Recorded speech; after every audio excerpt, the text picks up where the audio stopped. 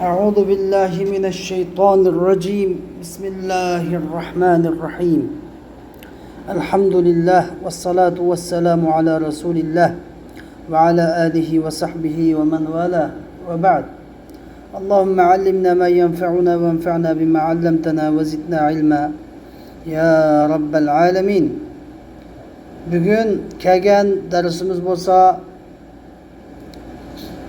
Abu Ja'far el-İmam el-Fakih el-Muhakkik el-Tahavi rahimahullah yazgan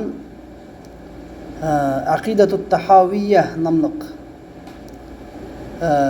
ve Bayanu Aqideti Ehli Sünne vel Cema'a degan ismi bo'lgan bu kitapның وَالْمِيثَاقُ الَّذ۪ي أَخَذَهُ اللّٰهُ تَعَالَى مِنْ آدَمَ وَذُرِّيَّتِهِ حَقٌّ diyeceğilige keldi. Yani biz bugünkü söz edilen dersimizin asasi mezmunu bolsa birinci Allah subhanahu wa ta'ala ve taqaddasniki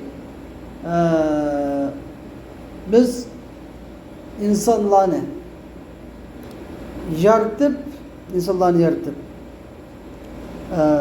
ve insanlarını yaratıştan burun Adem Aleyhisselam'ını yaratkan anlasıptı.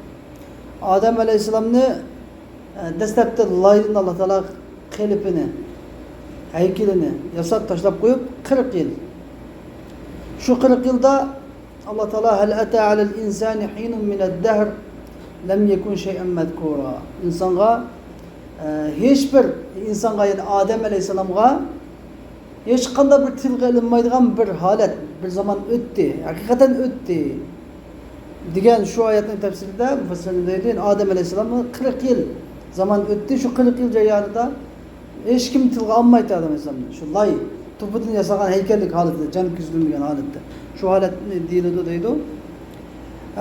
Hamda Allah Taala Adem Aleyhisselamni yaratib, jon kuzgandan keyin Adem Aleyhisselam'daki mürisini, zahirsini degan o'shnisini shunda bir qudrat alqimi bilan silab Allah Taala Adem Aleyhisselam'daki sulbidan, pushtidan ta qiyomatga qadar bo'ladigan jami'i avlodlarini, nasllarni chiqarib, u nasllarni bir-biridan chiqarish orqali chiqarib hammasini shunda holatda shu aqlliq, balog'atga yetgan shunda şeriatning taklifatlari kelsa bo'ladigan holatida qilib Allah Taala alastu bi robbikum deb kitap qilgandan keyin hammasi qalu bala shahidna deb guvohlik berdi. Mana mushu ro'zi misoq, ya'ni misoq kuni, ahdinomi kuni deb ataldi. Shunda qilganda bizda bu olam 4 xil olam bo'ldi. Biri alamuz zar, mushu ro'zi misoq kunisi Allah Taala Adem Aleyhisselam'ın sulbidan bütün avlodlarini xuddi injiga baldek, zarradek, shunchalik kichik shaklda hammasini chiqarib Allah Taala ulardan ahd olgan kunni, ya'ni olami zar deb ataldi. Bir olam Allah Taala yaratgan olamda 4 xil olam bor. Bir olam zar olam, insonga nisbatan yaratgan olam 4 olam bor. Olami zar, ikkinchisi olami dunyo, bu dunyodagi olam. Üçüncüsü alemul berzah, yani o'lgandagi qabrdagi qiyomatga qadar bo'lgan olam dünya. Dördüncüsü alemul ahire, ahiret alemi, ahiret dünyası. İnsan yani bu 4 dünyanın beşinden keçirdik. Biz alemul zerni beşimizden keçirdik. Onun için alemul alemul dünyanı keçiriyotimiz. O'lgandan keyin alemul berzahni keçiramiz. Alemul berzahdan keyin alemul ahirani keçiramiz. Her bir alem oldinqisidan kengri. Her bir alem oldinqisidan kengri. Keyingisi oldinqidan taxim avsa, taxim kengri. Yani her bir alem yeni bir alemga o'xshamaydi. Her bir alemning qonuniyati uning oldinqisiga o'xshamaydi. Shuning uchun u alemga bu alemni selishtirish bo'lmaydi. Selishtirish bo'lmaydi. Xo'sh, endi birinchi mavzumuz mushu.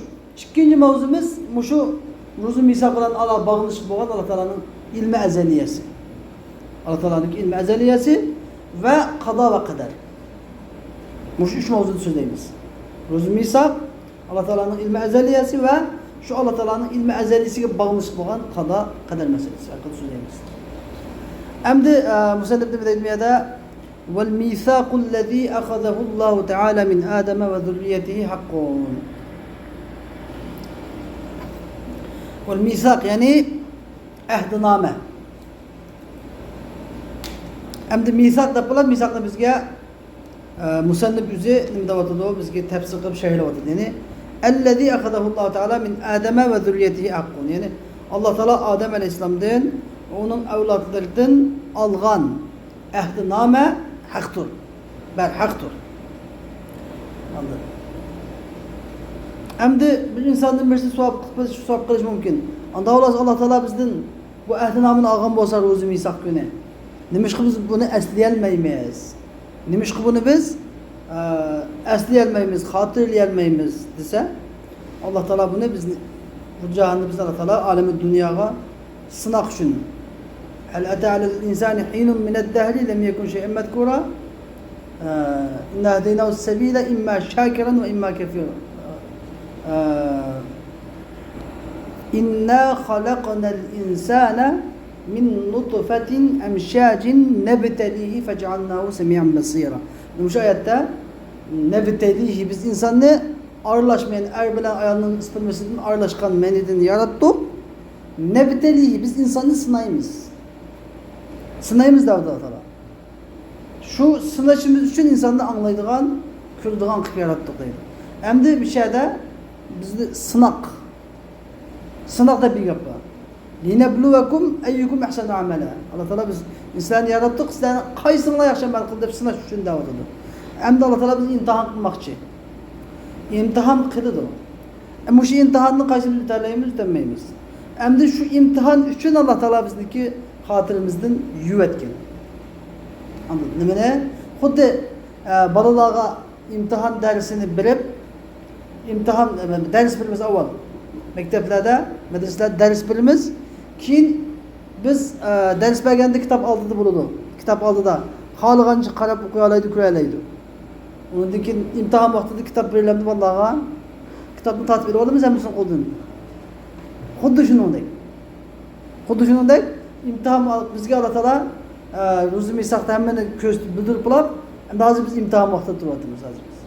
Hozir imtihan vaqtida biz kitap bir ruxsat yo'q. Kitapni elib oladi, o'sha aqlni yetishga to'g'ri keladi.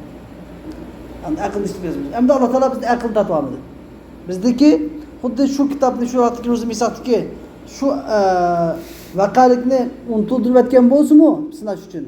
Lekin bizdan aqlni tatib olmadi.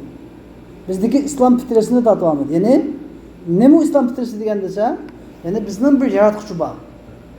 Yaratquchi bor. Biz yaralg'uchi, bizning bir yaratquchi bor. Deb shu yaratquchini izlash, shu yaratquchini sig'inish, mushu tuyg'u, mushu tabiat, mushu xarakterni Allah Taala bizga yo'q qilib o'tmadi. Shuning uchun dunyodagi insonlarning ko'p qismi hammasi har xil ilohlarga cho'qinadi. Ularning faqat biri haqiqiy taat ibodat qilishga loyiq sazovor bo'lgan haqiqiy iloh ma'budimiz Alloh subhanahu va taolo va taqaddas. Qolgan hammasi saxta ilohlar. Lekin buni nima uchun cho'qinadi? Hatto ba'zilari kola, qo'y, hatto shu shoshqan degan narsaga cho'qinadi. Nima uchun cho'qinadi desa, chunki ularning qalbida bir fitra bor. Ya'ni biz bir yaralg'uchi, bizni bir yaratquchi bor deb. Bu sog'lom bir aql adati bu. Ya'ni insonning bir yaratquchini izlashi intayin normal bir hodisa. Chunki hech qanday bir narsa o'zicha bo'lib qolmasligini inson tabiiyla biladi. O'zining tabiiy aqli bilan biladi. Sog'lom aqli bilan biladi. Endi inson o'zicha paydo bo'lib qolgan, insonni yaratquchi yo'q degan aqidadagilar bu kommunist, dahri, bu eng nejis xalq. Xalqning ichidagi eng dod, aql ishlamaydigan eng nejislar. Endi insonni maymundan o'zgargan deganlar u texmbek aqlsizlar. Texmbek aqlsizlar. Endi biz mana buni bildik. Nima sababdan Alloh taolo uchirib o'tganligini bildik. Lekin uchirib o'tgan bilan islom fitrasini qo'yib qo'ydi. Aqlni qo'yib qo'ydi. Undan keyin Alloh taolo yeni bizdan da tashlab qo'ymadi. Balki bizlarga payg'ambarlarni avatdi. Payg'ambarlarni avatib bizni to'g'ri yo'lga yana chaqirdi. ve peygamberlerden keyin peygamberlerin mirasxo'rlari bo'lgan olimlarni qiyomatga qadar davom etgan Qur'on kitoblarini evetdi. Allah Teala hech qachon bizni tashlab qo'ygani yo'q o'z holimizga. Allah Teala bizga bek amroq. Allah Teala bizni bek yaxshi ko'radi. Allah Teala bizning azoblanishimizni, do'zaxda kuyishimizni Allah Teala yaxshi ko'rmaydi. Lekin biz o'zimiz xalab, o'zimiz tanlab, o'zimiz gadankash qilib, o'zimiz aqlimizni ishlatmay, o'zimiz Allah Teala'ga asi bo'lamiz. Allah Teala hammamizni tavfiq hidoyat qilsin. İslam fikrimizde müstehkem turg'ili nasib qilsin. Xo'sh, endi musannif deydiki ve kad alimallahu Teala fima lam yazal adada man yadkhulul cennet ve adada man yadkhulun nar cümleten vahide. Fela yuzadu fi zalikel adad ve la yunqaz minhu. Allah Teala endi bizga ruz misak ahdinamı gününü Allah Teala niki ahdinamı gününü deb bo'lgandan keyin endi bizga deydiki Allah Teala'niki ilmi azaliyasini so'zlayotdi. Allah Teala fima lam yazal degan gap, ilmi azalisi bilan degan gap. Bizning ilmi azalisi, yani avvalisining ibtidosi yo'q bo'lgan, avvalining chekib bo'lmagan, oxirining ham chekib bo'lmaydigan qadimiy azali ilmi bilan Allah Teala adada man yadkhulul cennet. Cennetga kiradigan kishilarning sonini biladi. Va adada man yadkhulun nar. Do'zaxga kiradigan kishilarning sonini biladi. Jumlatan vahida degan. Hammasi bir qatim biladi. Bidin emas, hammani bir qatim biladi. Çünkü Allah Teala'nınki ilmi cheksiz. Cheksiz bo'lgandan keyin Allah Teala cheksiz bilimlarni, Allah Teala ilmi cheksiz, adamın xolos hammasi ma'lumotlar cheklik. Allah Teala'nın ilmi cheksiz. Ma'lumotlar cheklik. Allah Teala hammasini bir qatimda biladi. Fela yuzadu fi zalikel adad. Allah Teala cennetga kirdi deb bilganlarning sonidan birasan ziyoda bo'lib qolmaydi. Va la yunqas minhu. Va cennetga kirdi deb bilgan kishilarning sonidan birasan ozmi qolmaydi, kammi qolmaydi. O shu bo'yicha bo'ladi. Endi musannif bizga Allah Teala moddalarni, shaylarni hammasini biladi. Hatta bir varaq, bir yupurmaq, daraxtning yupurmaqidan bir yupurmaq yerga tushmaydi. Agar shuni Allah Teala biladi. Allah Teala'nın ilminden hiç qanday bir şeyi g'oyib bo'lib ketmaydi. Va la ya'zubu an ilmihi shay. Allah Teala'nın ilminden hiç qanday bir şey g'oyib bo'lib ketmaydi. Degandan keyin hatta o şeylarni emas, moddalarni emas, arad, hodisalarni Allah Teala'nın ilminden qochib qolmaydi. Allah Teala moddalarni biladi, hodisalarni biladi. Bu hodisalarning qatori nima? Ish harakatlar. Yani bendilerini, mahluklarının yüzünü biladi, sanını biladi ve onun kıldığı işlerini biladi. Ve kezalike ef'alehum fîmâ alime minhum en yef'alûhû. Allah Teala şunundak ulanın ef'alları, iş hareketlerini biladi. O cennet kırdığan ve devzak kırdığanların iş hareketlerini mi biladi? Fîmâ alime minhum, fîmâ alime gibi ilmi ezelisi bilen ulanın minhum en yef'alûhû. Uladın kelgüsünde kıldığı şirketlerin biladi Allah Teala. İlmi ezeliyesi bilen. Fîmâ alim diyendikinin ilmi ezeli de düşünülmüş. İlmi ezeli. Allah Teala üzerinin ilmi ezelisi bilen ulanın kelgüsünde kıldığı işlerini hemen biladi. Yani kılmakçı boğan, kıldığı işlerini hemen biladi. Ulan yok vaxtıda, ulan yok durup, dünyaya kelmegen durup, yaratılmayı durup Allah Teala ona ki kelgüsünde kıldığı hem işlerini biladi. Şu sebepten Allah Teala ruzi misakta hammasini ahdinoma aldı. Şu sebepten Allah Teala bilgelik uchun ularni jannatga kirdiganlarni jannatga kirdi deb yozdi, do'zaxga kirdiganlarni do'zaxga kirdi deb yozdi. Allah Teala ularning o'zi ixtiyor juz'isi bilan ixtiyor qilib, yaxshilikni ixtiyor qildiganlarni jannatga kirdi deb yozdi. O'zining ixtiyor juz'isi bilan ixtiyor qilib, do'zaxga kirdigan amallarni ixtiyor qildiganlarni do'zaxga kirdi deb yozdi. Allah Teala'nın muşu yetiştiğinin hiç qanday bir narsa tashqari bo'lanmaydi. Şu qazo qadri bilan bo'ladi. Lekin bunda qilganlik Allah Teala'nın uni majburlaganlik emas, balki Allah Teala'nın qadrining zot hammani bilganligi. Allah Teala bilganlik uchun taqdir qildi, bilganlik uchun qado qilib, hukm qilib, hammasini shunday chiqardi. Şunun için Allah Teala'nın kaza ve kaderini biz Allah Teala'nın ilmi bilen bağlayımız. Allah Teala'nın ilim sıfatına devamlı Allah Teala'nın ilim sıfatına bağlanır. Ve kullun muyesserun lima khuliqa leh. Her biri yüzü yaratılgan nersige muyesser kılınmışıdır. Her biri yani birisi cennet için yaratılgan olsa Allah Teala'ga bunun cennet ehlinin amelini kılışını muyesser kıpırdı, muvaffak kıpırdı, asan kıpırdı.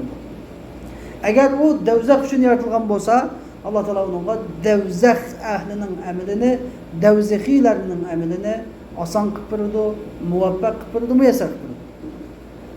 Vel a'malu bil havatim. Ameller, her kandak ameller havatim diyen gap.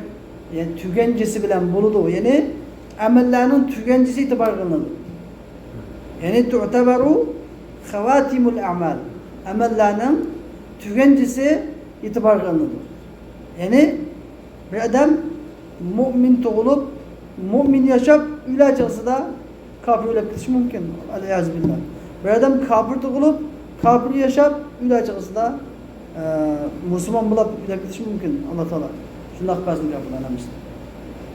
Ya Peygamber Efendimiz diyor ki İnnel abde le ya'melu amela ehlil cenneti ve hatta yabqa beynehu ve beynel cenneti ba'un ev zira feya'melu bi'ameli ehlin nar feyedhulun nar.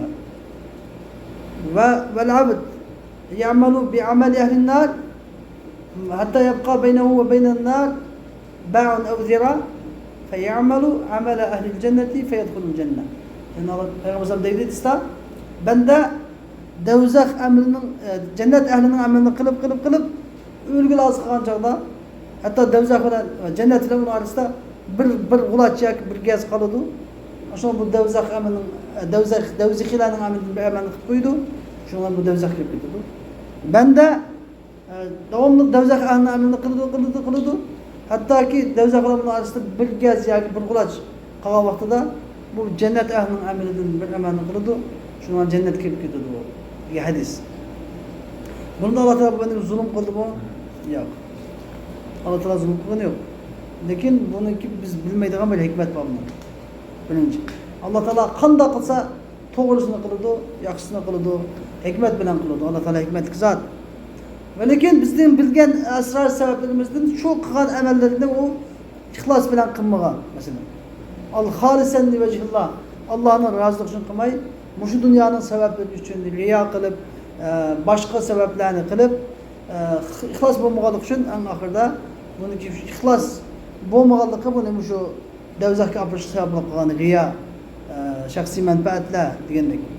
Şunda sebepleri bağlayımız en doğrusunu Allah bilgecidir. Lakin Allah Teala eşkan da bendisine zulüm kılmaydı. Allah Teala ma ana bi zallamin lil abid deydi. Lakin Allah Teala bunu mecburlamaydı. Şu yaman devzak anamının yüzü kılıdı o. Allah Teala mecbur olmaydı. Yüzü ihtiyar kılıp kılıdı. Vel a'malu bil havatim. Ameller tükencisi bilen buludu. Ve sa'idu men sa'ide bi qadaillah. Hem de hakiki bext saadet men kişi diyen kim? Allah Teala'nın kaza ve kaderde bext saadet men de bizden kişilerdir. Yani Allah Teala kaza ve kaderde madem bext saadet men kişi cennet ehli de bir yazgan olsa bu adam şu en ahırdaki emrini cennet ehlinin emrinden ahırlaştırdı. Bu adam bext saadet men bende de bir hesaplanırdı. Ve şakiyyu men şakiye bi qadaillah. Şaki diyen Allah Teala'nın kaderi bilen şaki olap kalan. Yani Allah Teala bizden ilmi ezeli işlem madem kim en ömrünün ahırda bir şakilerin amelini kıldı, devzikilerin amelini kıldı dep yazgan ilmi ezeli işlem şunda bilip bunun kendim bu şunda kaidem kaza ve kaderi şakile bezli adam şu hakiki şaki bulundu. Yani demek ki o ne? Bir adamın şu hazır tuğa hatı kırapsı bunu ya bedbaht ya ki şaki divetmem. Belki bu ömrünü ahırda tövbe kılıp yaxşı adam bulap kılışı mümkün. Bir adamın belki kalalım madem cennet erken divetmem daha kalıp. Belki bu ömrünü ahırda yaman amel kılıp dözük olap kılışı mümkün. Şunun için İmam-ı Nesefi rahimahullah Es-sa'idu kad yeşqa Es-şakiyyu kad yes'ad diyen. El-i'tibar ahiret cihetten havatimde itibarlanır. Yani bunun devzihi yoki cenneti bo'lishi, said yoki shaqiy bo'lishi degan jihatdan oxiri oqibatga nima e'tibor qilinadi, oqibatniki. Buniki xotimasi e'tibor qilinadi. Ammo hozirgi ahkom shar'iy, shariat hukmi jihatdan shu holatda e'tibor qilinadi. Shariat hukmi jihatdan hozir qilayotgan ish yaxshi ish qilayotgan bo'lsa, buni biz shariat hukmida nima deymiz? Yaxshi odam deymiz. Hozir qilayotgan ish yomon ish bo'lsa, shariat hukmida nima deymiz? Fosiq, yomon odam deymiz. Shariat zohirsiga naq maydonga hukm qiladi. Lekin oxirat uquba e'tibori bilan, oqibat e'tibori bilan, ya'ni xavotim nimaga e'tibor qilinadi. Va aslul qadari sirrullohi taala fi xalqihi lam yattali ala zalika malakun muqarrabun va la nabiyyun mursal. Endi qadarning aslisi, aslul qadari qadari dalning fathasi bilan qadarning asli bu Allah Teala'nınki mahlukların içindeki bo'lgan bir sirdir. Allah Teala'nın siri. Allah Teala bizning mahluklarida qo'yib qo'ygan bir sir. Bunun tigi taktiga hech kim yetenmaydi Allohdan boshqa. Lam yattali ala zalika malakun muqarrab. Bu qazo va qadarning siriga hech bir muqarrab perishta xabarlar bulanmagan. Vala nabiyyun mursal. Hech bir mursal payg'ambarlarning xabarlar bulanmagan. Shuning uchun demek İmam-ı Azam Ebu Yusuf, İmam Muhammed ve Ebu Cafer Tahavi rahimahullahlar kaza ve kaderlerine bilgen müteşabihatlarını kılar. Müteşabihatlarını. Bununla iman etiş vacip. Bu hakta çoğunqılap sınıp kaza ve kaderlerine ondan else, bundan else de çoğunqılap sınıp kişdime kaçaklanıldığın bilimlerdir.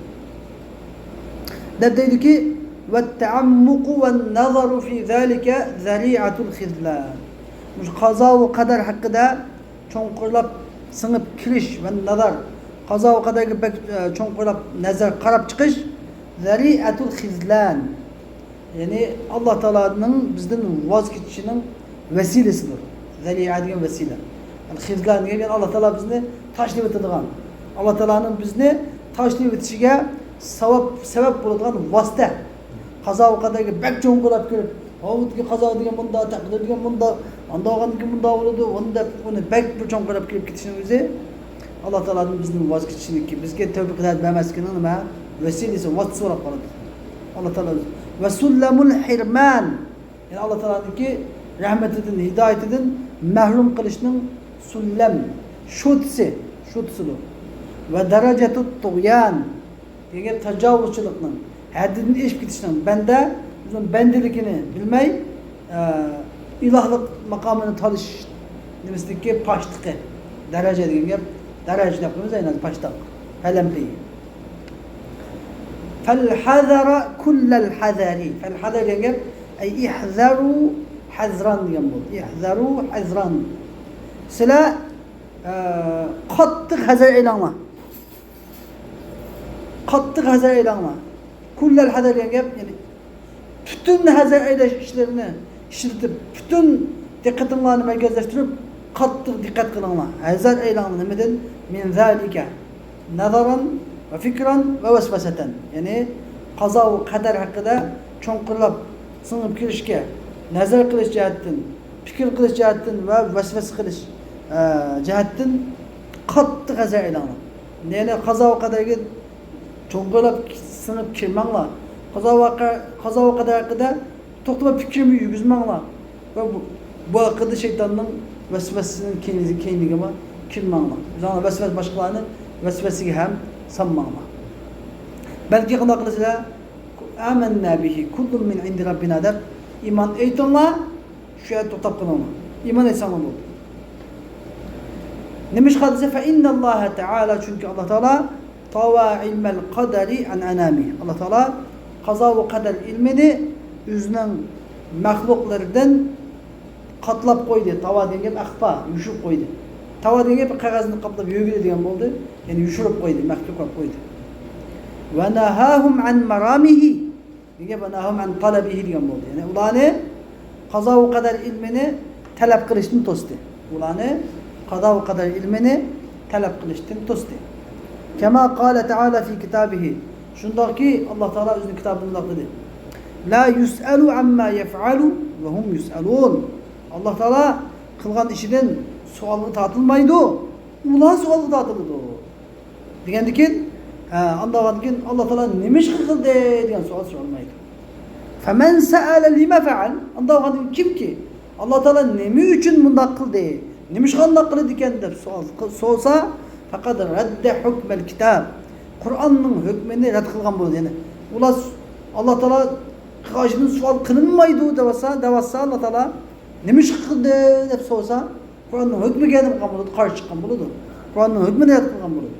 Ve men redde hükmel kitap. Kim ki kitabın hükmüne yatkılı diken kâne minel kafirin. Kafir adına bulunlar. Eyyâzubillah. Fehâzâ cümletu mâ yahtâcu ileyhi men huve munevverun kalbuhu min evliyâillâhi teâlâ. Manımı şu Allah Teala'nın evliya, yakın, veli bendelerinden kalbe nurluk boğan kişiler muhtaç bulunduğun cimi bilimdir. Ve hiye manımı şu derecetul rasihine fil ilim. İlimde çoğun yıldız tatkallarının delilsidir. Allah Teala Kur'an-ı Kerim'de diyen Kur'an-ı Kerim'den bir kısmı müteşabihat ve onun bir kısmı muhkemat. Hem de kalbide zeyg, haktin buyulup gitiş boğan, haktin nakı, batı, mayıl bulup ketken, buyulup ketken kişiler Kur'an-ı Kerim'deki müteşabih ayetlerin kendini izlep manıdı. Lakin rasihine fil ilim, ilimde rasih boğan, ilimde çoğun yıldız tatkan çoğun alımlar hemmimiz biz iman ettik. Müteşabihlerine iman ettik. Kullum min indi Rabbina. Hemmimiz bizim Rabbimizden kedegahidini doğru deyip iman ettik. Bu vakte toktap dururdu. Anladın? Toktap dururdu. Diğerler rasihlarının delilisi şu.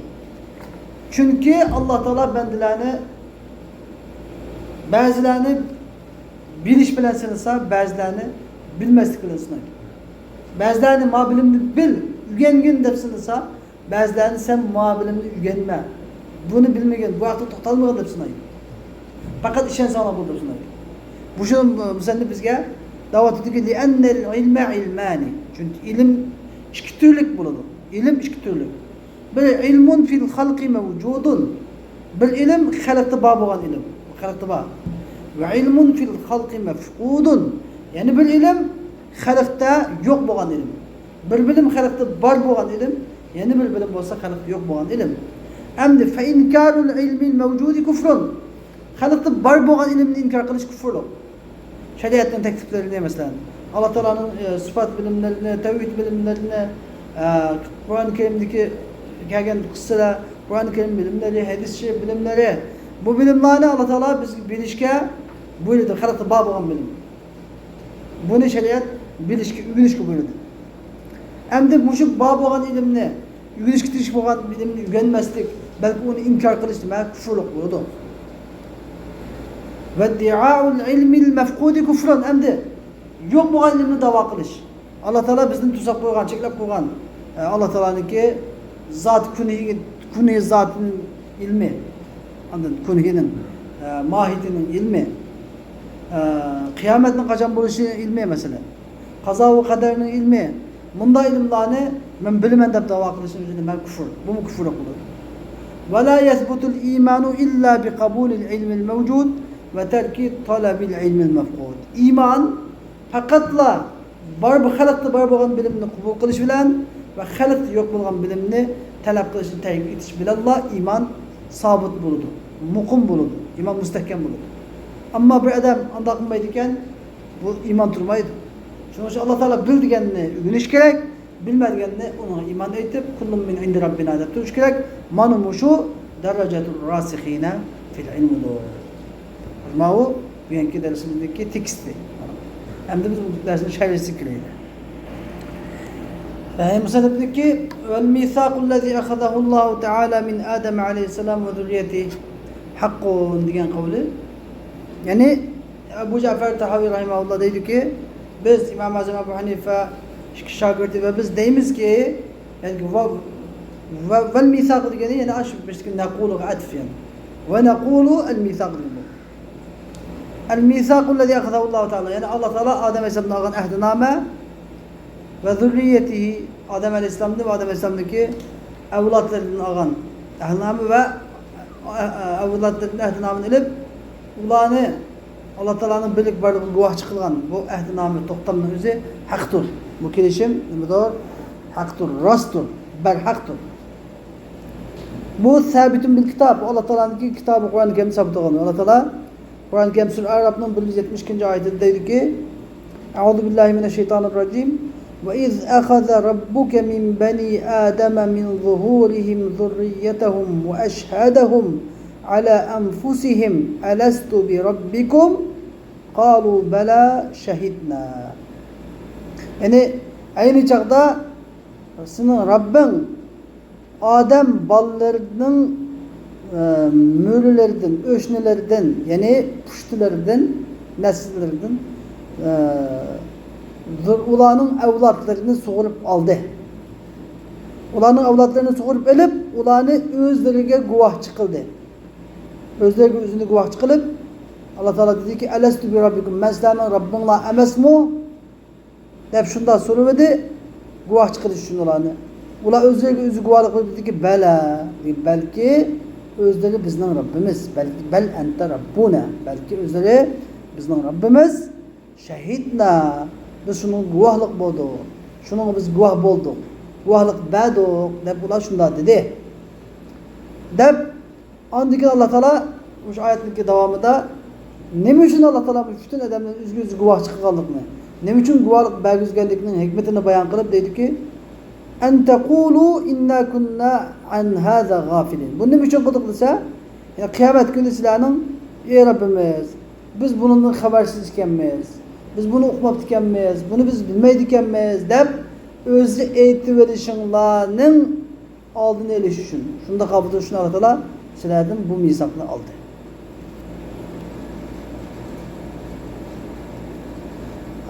Şimdi Muslim ibn Yasar el-Cuhani radıyallahu anh rivayet kılınan bir hadiste bu zat deydi. Ömer ibn Hattab radıyallahu anh şu ayetindeki tefsir edin sual kılındı. Ömer ibn Hattab radıyallahu anh dedi ki ben Resulullah sallallahu aleyhi ve sellem'den şu ayet hakkında sual sordum. Ömer radıyallahu anh dedi ki Allah Teala Adem aleyhisselam'ı yarattı. Andikin Adem aleyhisselam'ın öşnüsünü üstündeki yani yeminisi bilen, yüzünün yeminisi bilen siledi. Ondan o Adem Aleyhisselam'ın öşnüsüden bir munca evlatlarını çıkardı. Allah Teala dedi ki Mavla cennet üçündür. Mavla cennet üçündür. Bula cennet ehlinin amelini kılıdı dedi.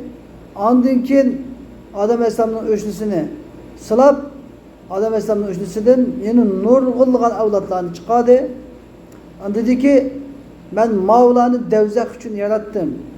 Bula devzak ehlinin amelini kılıdı dedi. Yani böyle vela ubali. Bunu pervahım kılmayım ben. Ne mi kılışlar katilezir? De şunda dedi. An şu onunla bir adam, sahabeler bir adam dedi ki ya Resulallah. Fefimel amel. Anda olsa ne için amel kılmaz? Anda olgan dikin. Allah Teala kişilerini devzak için yarattıklarla devzak amelini kılgan dikin. Devzak kiyen dikin. Cennet için yarattıklarla cennet ehlini amelini cennet kiyen olgan dikin. Biz o emel kılmazsak bulduk yani. Çünkü eğer biz devzak için yaratılgan olsak, hakkınca emel kılsak benim beraber devzak kirdikenimiz var. Dep şunda dedi, Resulullah sallallahu aleyhi ve sellem dedi. İnna Allah azze ve celle izâ halakal abde lil cenne. Şüphesiz ki kaçan ki Allah Teala bir bendini cennet için yaratkan olsa, Allah Teala o ben iste'amelehu bi ameli ehlil cennet. Allah Teala o bendini cennet ehlinin amelini kıgılı saladı. Allah Teala o bendini cennet ehlinin amelini kıgılı saladı onunla. Anladın? Bir adam bu dünyada yaxşı çıkıp tuğan olsa bu adam bilsin ki ben cennet ehlikenme de bilsin. Yaxşı iş kılışını Allah Teala nisip kılan olsa bir adam ki ben cennet ehlikenme de bilsin. Hatta bu adam cennet ehlinin amelini kılıp biliyordu. Şundan muşu cennet ehlinin amelini muşu amelinin sebebiyle bu cennetke girdi o. Ama Allah Teala bir bendeni devzak şunu yaratkan olsa Allah Teala bu bendeni devamlı devzak ehlinin amelini kıgılı salıdı. Hatta bu adam devzak ehlinin amelini kılıp ülüdü.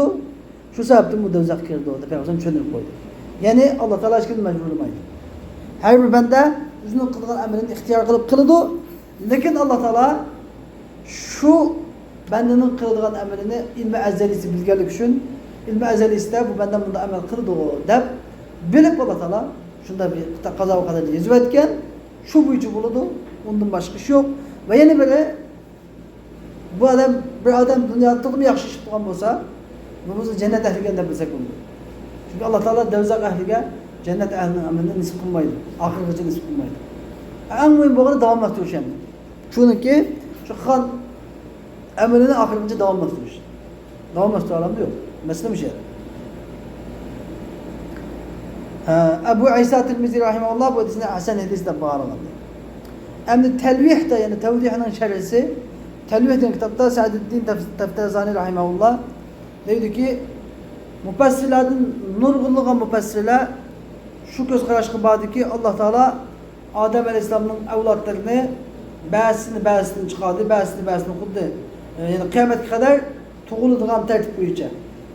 Avval dadısını, bugün balısını, nevrusini, pen nevrusini, kukun nevrusini, çöğün nevrusini degandek şundan tertip boyunca çıkardı. Yani en kısa bir müddette kuddu şu İsrafil Aleyhisselam surunu tatkanda hemmisi bir yola ölgendek Allah Teala hemmisi bir kısa bir müddette hemmisini çıkardı. Onun dökün ulan hemmisini şu dünyadaki şu süret şeklini keltirdi ve ulanı sözletti. Uladın ehdi namını aldı. Andikın ulanı Adem Aleyhisselam'ın sulbuğa kaytırıp koydu. Andikın Allah Teala muşu vekalikini unutuldurdu. Aşaletini. Demiş ki gayb ki iman etsiniz şu. Elif lam mim zâlikel kitâbu lâ raybe fîh huden lil muttaqîn ellezîne yu'minûne bil gayb de gayb ki kömey durup iman edişimiz üçün Allah Teala bizge unutuldurdu sınaş üçün, imtihan kılış üçün değil. Hem de ama olanın ki kavli yani وَقَدْ عَلِمَ اللّٰهُ فِي مَا لَمْ يَزَلْ عَدَدَ مَا يَدْخُلُونَ Allah Teala ilmi ezelisi de cennet kirdik Allah'ın, dezah kirdik Allah'ın ki sanını bir cümlede, bir kıdım zammine Allah Teala bildi. Şu edettin işimiz ziyade kılınmaydı, işim kemlem gitmeydi o. Şunundaki olanı ki Allah Teala bizimdeki ilmi ezelisi de ondaki kılıdığan işlerini hemmini, şirketlerini Allah Teala bildi. Onun da işim kemlem gitmeydi, işim ziyade olmaydı o. Digen bu kavline ula bu sözünü demiş ki dediyse yani Allah Teala'nın ki zati sıfatlarını ve fiili sıfatlarının ezeli ikenliğini tekilleştirir. Allah Teala'nın ki sıfatları zati ve fiili sıfatlar hepimiz ezeli, kadimi. Anda vakandaki Allah Teala ilmi ezeliyesi bilen Allah Teala ilmi ezeliyesi bilen ulanın ki hem neslerini bilgen ve kadimi iradesi bilen hem neslini irade kılgan ve onun kelidin kudreti bilen Allah Teala hem neslini kılışka şirayet hazırla teyyalıgan ve tekvin sıfatı bilen Allah Teala hem misliki işte Allah Teala kun diyen kavlilen hemmini yardım etken hem bendilen mahlukların hemmisini ve kıldığı işlerini lekin hemmisini uzun vaktida falanı tutanacakta barlık iken falanı 2000 yılı barlık iken 2000 yılı barlık iken falanı 2005 yılı falanı çağda heckel Allah Teala ilmi kadimi ilmi emir tekvinisi bilen Allah Teala ilmi kılıp etken tekvinisi bilen bunu ilmi kılıp etken Allah Teala kadim barlık getirip etken lekin nemi de kirdiği vakti da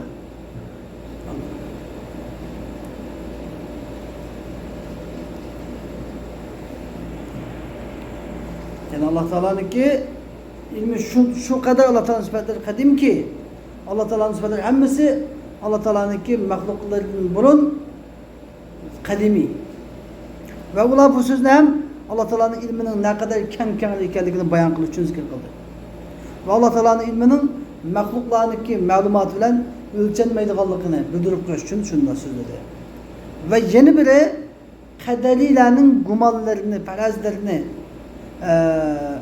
avamın nas kaderi diyen bir fırkalarını ki yani kaza ve kaderi inkar kıldığın bir fırkalarını ki şübihelerini avamın nas'ın üzü etiş için bunu sözledi. Ular nima dedi ular? Qadariyle Allah Teala yüzü belgilegen, yüzü qazo va qadar qilib belgilagan ishqa nima ishqa boshqalarni azoblaydi? Qandoq azoblasa dedi ular. Ular qazo va qadar inkor qildi qadariyle. Ondan inkor qilgandan keyin ularga savolimiz kelib qoldi. Bu qadar qazo va qadarga inkor qildi Alloh tursa. Nima ishqa buni qadari deydi buni? Nima ishqa qadarga nisbat bildirsa chunki nima ishqa qadar deydi chunki bular qazo va qadarni inkor qilganday qilgan bilan qadarni o'ziga nisbat berganlar ular.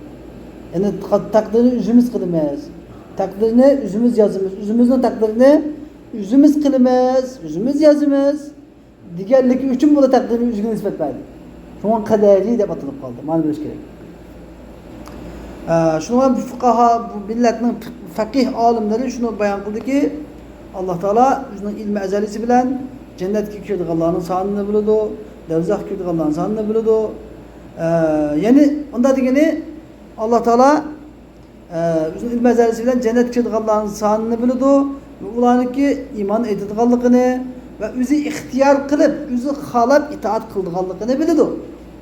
Va devzoq kiradiganlarning sonini va ularning kofir bo'ladiganligini va balog'atga yetgan chog'da, tug'ilib balog'atga yetgan chog'da, aqli bor bo'lgan chog'da o'zi bilib ixtiyor qilib Alloh taologa osiy bo'lib kofir bo'ladiganligini, Alloh taoloning amr farmonlariga xiloflik qiladiganligini Allah Teala biladi, ilm ezelisinden biladi.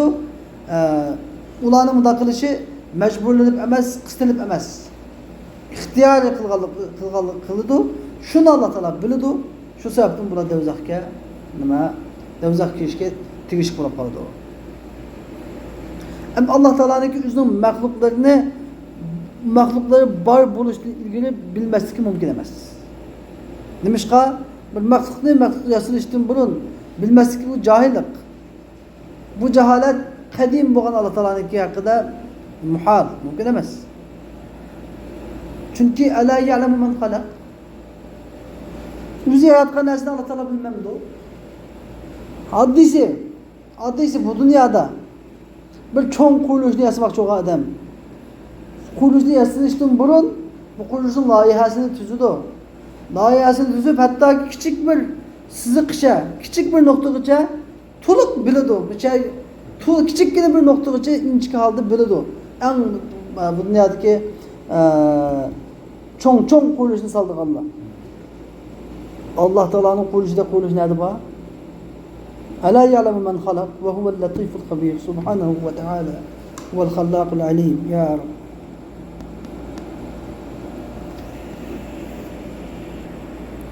Allah Teala Kur'an-ı Kerim'de la ya'zubu anhu miskalu zerratin fil ardi ve la fis sema. Allah Teala'nın ilmidin ne ziminde ne asmanda zerrecilik bir nersi gayb olmaydı. Hem nersini bilip durdu. Kullu şeyin indehu bir miktarı. Hem nersi Allah Teala'nın ki gaydi miktarı bilen. Malum bir ölçem bilendir. İnna halaklar kul İnna kulle şeyin halaknahu bi kaderdir. Ma tesqutu min varakatin illa ya'lemuha. Allah Teala dünyadaki insanlar hemen nersini biladi. Hatta ki bir yufurmak düşmeydi. Daraktan yufurmak. Şunu Allah Teala bilip durdu ya.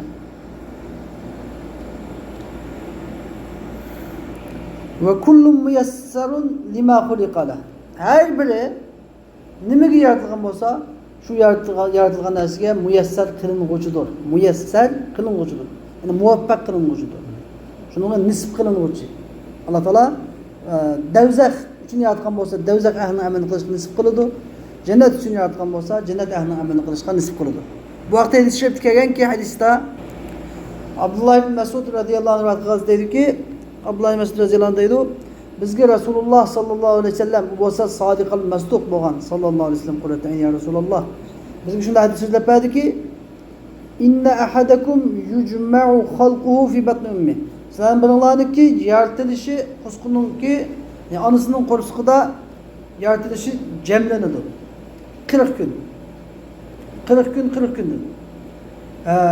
Bu onasining qo'rsqida 40 kun manilik holatda bo'ladi. Anasının qusqida 40 gün menilik holatda turdi. Ondan keyin 40 gün bir uyul kan partisi halatda buludu, alaka halatda buludu. Andaki 40 gün bir çaynam goş. Bir parça. Bir çaynam mudga halatda buludu. Andaki Allah Teala 3 kırık ötep bolgandan keyin memlik halatda 40 gün, uyul kan partisi halatda 40 gün, bir çaynam goş halatda 40 gün bolgandan keyin bunun Allah Teala bir feriştini evetidi. Bu ferişte onunla can kirgizdi Allah Teala emri bilen. Ve o ferişte Allah Teala 4 iş bölüydü. 4 iş bölüydü. Biri bununki rızkını yazışka. Bunun ecelini yazışka. Bu ne bay bulamdı, namet bulamdı. Kaçlık rızık yeydi. Bu kaçan ölüdü. Ve amelehu ve bunun emelini yazışka bölüydü. Bu şakavet ehlinin şakî, yaman emellerini kılamdı ya ki sa'id, saadet emellerinin yaxşılarını emelini kılamdı. Bu 4 iş yazıldı. Biri rızkı, eceli, bununki ameli, şakî emel kılgalık ya ki sa'id emel kılgalık. Şu yazıldı. Peygamber dedik fevellezî la ilahe gayru.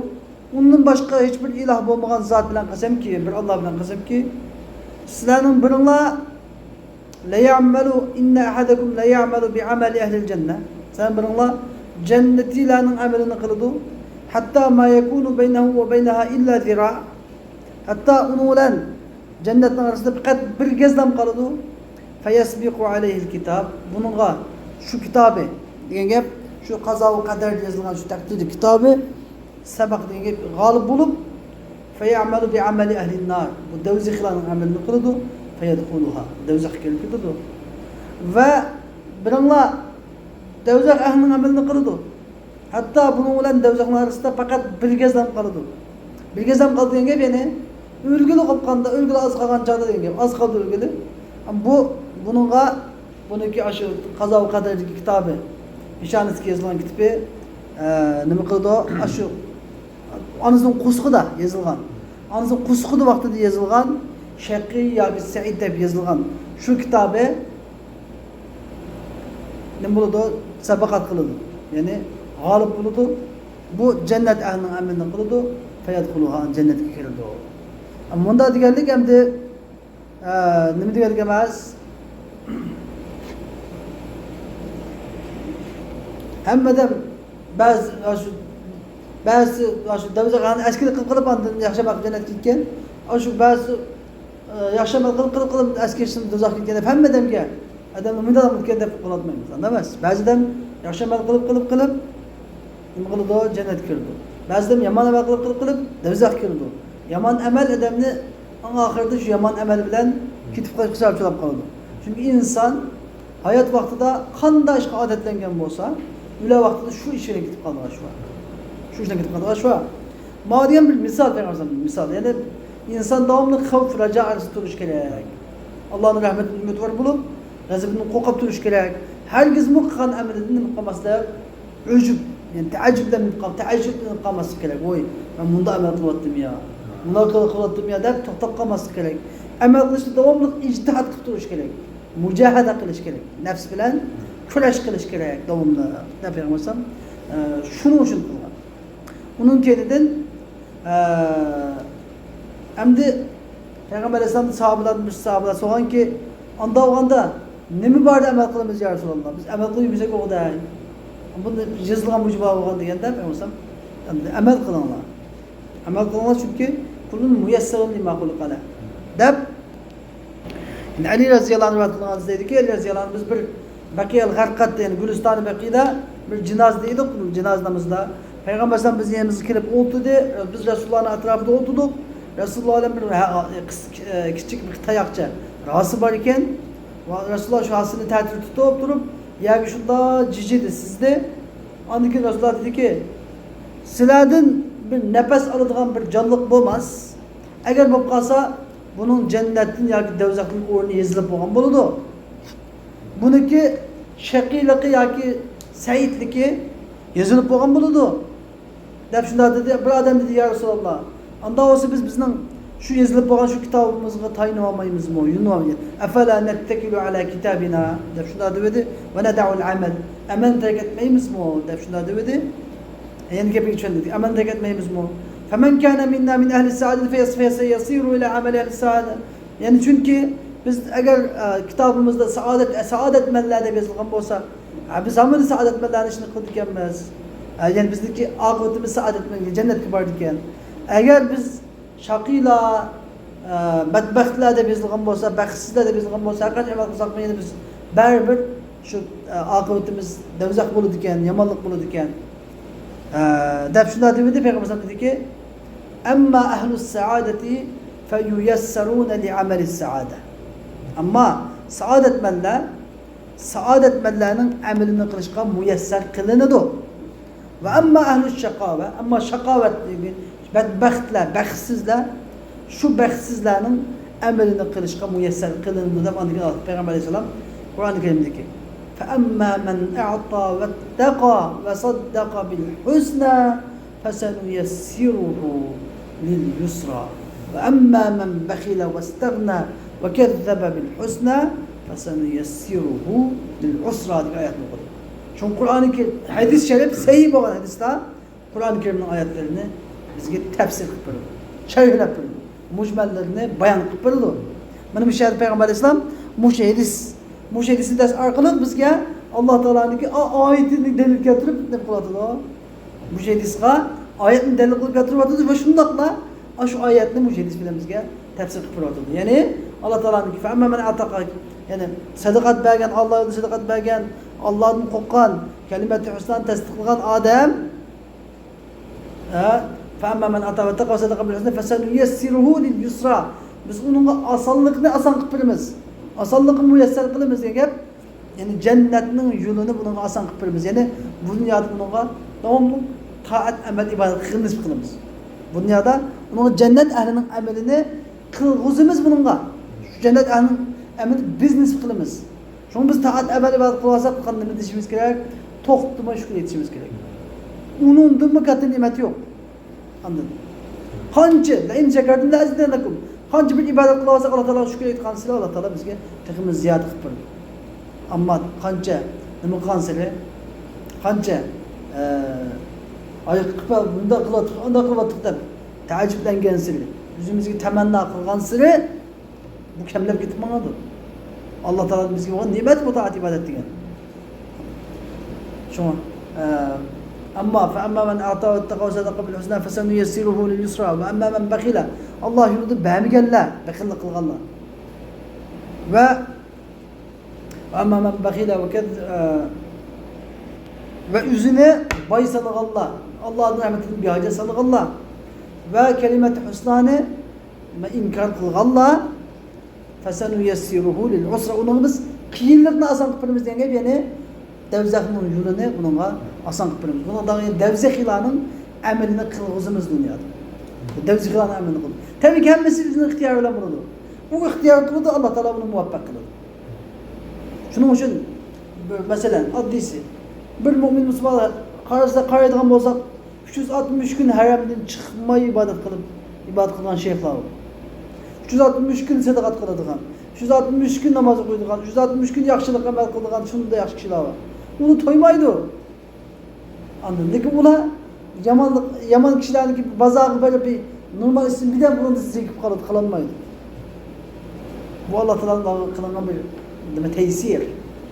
Hem de mescitlerin altında bazen top meydanları var, top oynaydıgan, futbol oynaydıgan vallahi. O top oynaydıganlar şunçalık pişkirim, aptapta, sıkta, şunçalık top oynap, şunçalık talep saat oynap gidiyordu.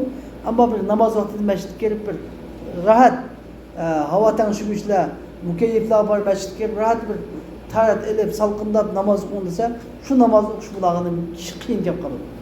Demiş ki, Allah Teala bununla devzik ilanın ki emelini asan kıpegen, cennet ehlinin emelini asan kıpegen. Anladın? Emeliyette devzik emeli intayin kıyın emel, ters emel, kıyınlık. Cennet ehlinin emeli için intayin asan. Hudu, hatır cemlik, naidit, cimcitlik, tinişlik, çoğun kuşallıkı. Bu emel asli asan emeller, cennet ehlinin emeli asli asan emel. Lakin insanlar Allah Teala asan kıpamısı kiyin bilinip kaldı. Cennet devzak ehlinin emeli intayin ters emeller.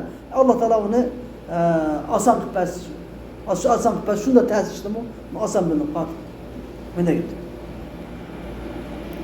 endi musannifniki vel a'malu bil xavatim amallar xotimalar bilan tuganchilar bilan degan qavli muttafaq alayhi bu hadis bu hammasi o'zbek nazar Sa'id ibn Sa'id radhiyallohu anhu rivoyat qilingan hadisda Rasululloh sallallohu alayhi vasallam degan innal abda la ya'malu amala ahli an-nar va innahu min ahli al-jannah va ya'malu amala ahli al-jannah va innahu min ahli an-nar va innamal a'malu bil xavatim dediki banda davzi xilani amalni qiladi holbuki jannat ahlidir jannatlarning amalni qiladi holbuki davzi ahlidir yana bir hadisda hattoki qandoqlar buni olib qolgan desa innamal a'malu bil xavatim chunki amallar yani amallar tuganchisidan qatoriga e'tibor qilinadi oxirgi amal bilan e'tibor qilinadi bu hadisni ham qanday tushunishimiz kerak unda olganda biz askilik qilib ilojimizni yaxshilik qilish kerakmi desa biz qachon o'lishimizni bilamizmi bilmaymiz endi bizni qila oladiganimiz nima biz hozirlam bilib qilishimiz mumkin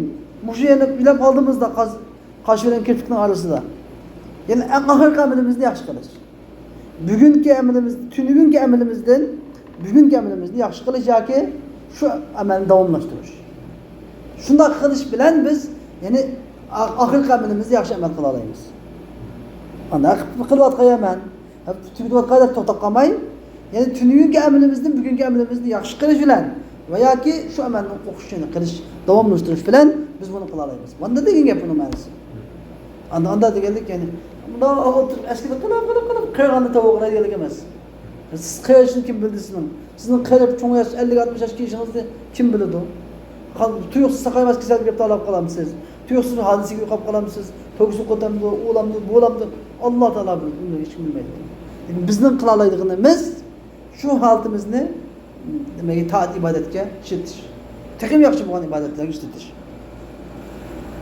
Ama şu "Ves-sa'idu men sa'ida bi qada'illah ve şakiyyu men şakiya bi qada'illah" Teala degan. Ma qavli yani saodatman degan kim? Yani Alloh taolaning qazo va qadri bilan saodatman bo'lgan kishi. Yani ash perishta kelib onasining qo'shiqida chaqda. Ma sa'id deb yozib qo'ygan odam shu sa'id. Shaqiy degan kim? Alloh taolo shu perishta orqali onasining qo'shig'ida ma shaqiy deb yozilgan odam shaqiy. Anladım. Demak, buniki sa'id shaqiyligini qachon bilalaymiz, shuni xavatimisi qalaymiz. Xavatimisida iymon bilan yaxshi amaldan ketgan bo'lsa, bu odam yaxshi odam ekan deb bilamiz. Ammo shu umrining oxirida tugab ketgan vaqtida yomon amal bilan Xudoyim saqlasin ketgan bo'lsa, yomon amal qiladi. Shu davomli Alloh taoladan husnul xotima tilishimiz kerak. Davomli Alloh taoladan husnul xotima tilishimiz kerak. Bu asl qadar taqdirning asli Alloh taolaning o'zining xalq maxluqotlarga bo'lgan bir sirdir. Buni hech bir muqarrar bilishda yoki mursal payg'ambar bilgan emas. Bu vaqtda cho'nqirlab singish, buni cho'nqirlab qarab chiqish Alloh taolaniki rahmatidan mahrum qilishniki, Alloh taolaniki buni tavba qilib bizni voz kechishning vasilasi, Allohning rahmatidan mahrum bo'lishniki shutisi, haddini ishniki qochtiqi degan maqovli. Endi qadar degan nima?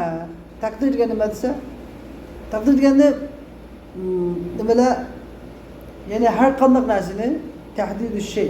Har qanday narsani ashunda kelgusida bo'ladigan shaklda qandoq bo'ladi? Solih bo'lamdi, talih bo'lamdi, cho'ng bo'lamdi, kichik bo'lamdi, sat qabih bo'lamdi, hasan bo'lamdi, asad bo'lamdi, chiroyli bo'lamdi. Qandoq vaqtda bo'ladi, qandoq joyda bo'ladi degan hamma tafsilotini belgilash qadimda. Qadar. Qado degan so'z qado shu taqdir qadar qadimda belgilangan shu taqdir, shu belgilama bo'yicha kamil maydonga keltirish. Ihkamush shay. Qado degan ihkamush shay. Qadarchu tahdidush shay. Demak Alloh taolo qado va qadr bilan Ash'ari ma'tuzillarning o'rtasida almash. Ba'zisi qadoni avval hukm qilish, qadarni naq maydonga chiqarish desa, ba'zilar qadar degan avval belgilash, qadochu naq maydonda puxta holatda maydonga keltirish deb shuni tushuntirishdi. Endi lekin buning qanday narsa ekanligini, qanday shaklda bo'lganligini, uni hikmatining nima ekanligini, nima uchun ekanligini mana Alloh taolo biladi. Bu Alloh taolaning bir siri. Buni hatto payg'ambar muqarrar firishtalar bilmaydi. Peygamberler bilmez. Bu peygamberlerge bazen gayb bilimlerini Allah Teala biladiganligini so'zlagan. Lekin ma takdirninki işlerini Allah Teala o'zi ixtiyor kılgan. Bu xalqdan yushurum qo'yilgan bir ilimlarning biri. Bu ilimlarniki kendinden aqtirib qo'lashning o'zi bu intayin xatarlik. Ozg'unlik Allah Teala'nın rahmetinden mahrum kılışniki vesilesi, vasıtası olarak kalır. Allah Teala'nınki ilahlıkını talaşkılık olarak kalır. Edinleşim. Bendilik, ubudiyet makamını talaşkılık deyip, ben ilahlık makamını çıkalık olarak kalır. Kaza ve kader hakkında yaptırır. Fel-hazar kullel-hazar min zâlike nazaran ve fikren ve vesvese. Şunun bu şunda kılıştın, kaza ve kader hakkında kaza ve kader inkar kılıp seliştin. Kaza ve kaderge neymiş kanda bulduk bunda bu itiraz bildirip seliştin. Ve onu teki tekini sürüştürüp hikmetlerini sürüştürüp tek sürüş yapıp seliştin.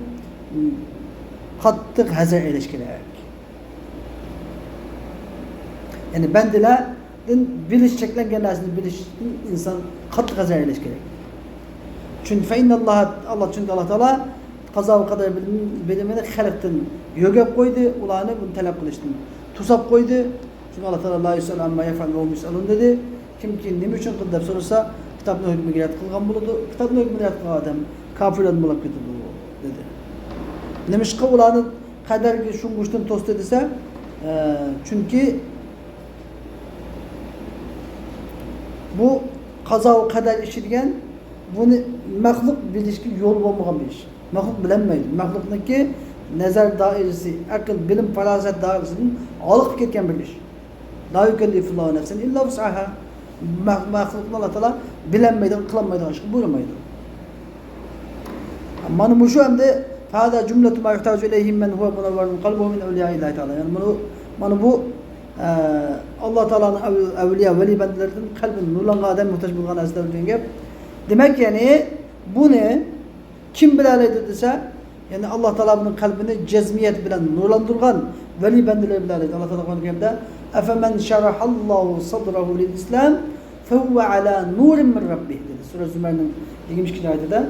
Yani Allah Teala kalbini İslam'a açıp etken kişi o öz Rabbinin muhabbet nur üstünde buludu. Yani kalbi Allah'ın veli bendelerken bunda yukarı bir sözde ötken kim muhtaç buludu? Allah Teala kalbinin nurlandırgan veli bendeleri muhtaç buludu. Andikin bunun bir ta'lilini sözledi. Neme üçün bunda buludu? Neme üçün kaza ve kadar bilmege şungu Allah neme üçün kalbini nurlanan kişiler buludu? Dese çünkü o bu basit derecedir rasihine fil ilim. İlimdeki ilimni çoğungur yıldız tatkallarında ilgisidir. Çünkü ilim iki xil bilim mevcut halkta bağ boğan bir yok boğan bilim. Bağ boğan ilimni inkar kılış küfür, yok boğan bilimni dava kılış küfürdür. İman şu bağ boğan ilimni kubul kılış ile yok boğan ilimni telap kılış terk ile iman sabit buludu. Dedi.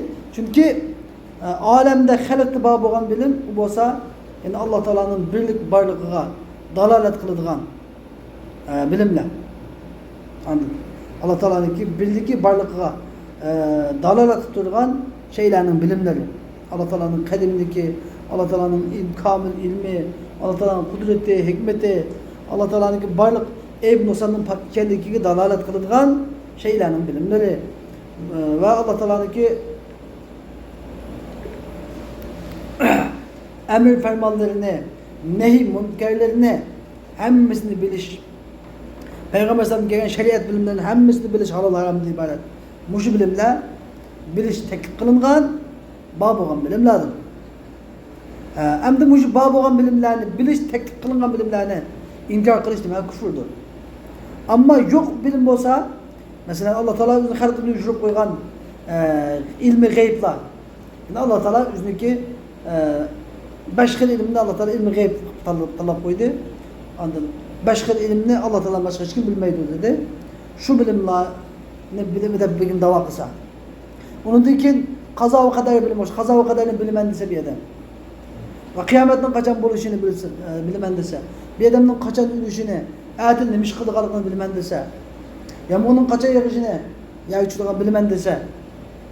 Kozaklık balını ki uğal kaçan uzak balı tüyelgenlikini, qachon qaysi soatda tug'ilganligini bilaman desa, hammasi Alloh taolaning ilm tanishgan bo'ladi.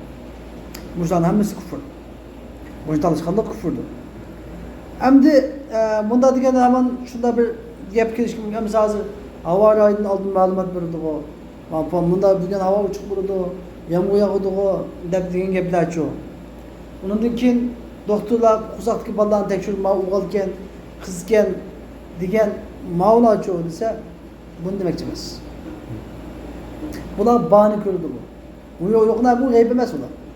Qo'saqdagi bola bo'lsa, bunu şu qadimgi zamonda bu qo'saqdagi bolani yeyib ko'rsa, o'g'il qizini bilmay bo'ladi. Bunu bir adımda demoqchi emas. İleyhi yuraddu ilmus sa'a deganimizda, ya'ni qo'saqdagi bolaning qachon turilishi, turalma, qaysi manidin bola turilishini va mushu turalgan bolaning qachon tug'iladiganligini. Anladın? Ya qaysi soatda? Doktorlar taxminanga deydi. Mush 2-3 kun ichida tug'ilgan deb baqadi, lekin qaysi soatda yerga tushadiganligini hech kim bilmaydi. Yomg'irning qachon yog'ishidan gap, ba'zi revmatizm bo'lgan odamlar tiz og'ib qoladi, yomg'ir yog'gan chog'da bile yomg'ir yog'ayotgan deb biladi masalan. Havo tutuldi, uni hammadan biladi, ba'zilar hammasi alomat u, uni hammadan biladi. Lekin shu yomg'irning qanchalik miqdorda yog'ishi va shu zaminga qachon tushishi, bulutning qachon ochilib, zaminga qaysi soatda, qaysi sekund minutda yezilishini hech kim bilmaydi. Anladın? Bunda şu bu bilimni bilmediğim ama uning alomatlarini, parast oldin ala taxminlarini bilish mumkin. Bo'lgan banaslar u. G'ayb masalasi davomida biraz. Yo'q narsalarni hech. Undan keyin endi mana bugungi darsimizning asosiy xulosasi bir şeyda tugadi mana endi yo'q bo'lgan bilim bo'lsa, bilimlarni bilman deb da'vo qilish mushu kufr. Ondan keyin şuna Allah Teala bizni ma'lum narsalarni bil deb sinaydi, ma'lum narsalarni bilma deb sinaydi.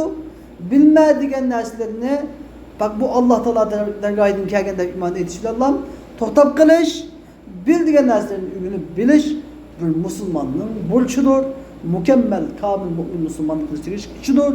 Biz bu holatda turishimiz kerak. Demak, bizga musannif yani mutashabiyat oyatlar haqida izlenmeslik. Belki kullun min indi rabbina amanna bihi kullun min indi rabbina deb to'xtab qilish haqqini shu aqidani bizga deb beribdi. Bu salafning aqidasidir. Va axiru da'wana anil hamdulillahi robbil alamin va sallallohu ta'ala va sallam ala xalqi sayyidina Muhammad va ala alihi va sahbihi ajma'in. Rahmatka ya arhamar rahim.